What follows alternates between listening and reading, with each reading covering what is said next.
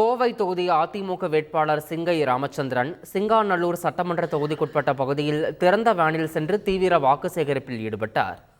அவருடன் சிங்காநல்லூர் சட்டமன்ற உறுப்பினர் ஜெயராமனும் இரட்டை இலை சின்னத்திற்கு வீதி வீதியாக சென்று ஆதரவு திரட்டினார்.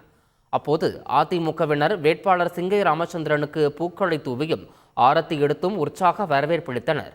கூட்டணி கட்சியினரும் இருசக்கர வாகனத்தில் பேரணியாக சென்று வாக்கு சேகரிப்பில் ஈடுபட்டனர்.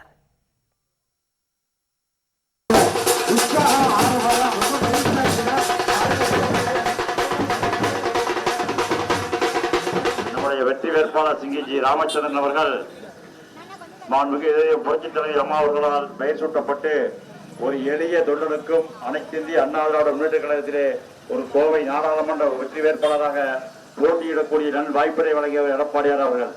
நீங்கள் வாக்களிக்க வேண்டிய சின்னம் இரட்டை இலை, இரட்டை இலை, இரட்டை இலை.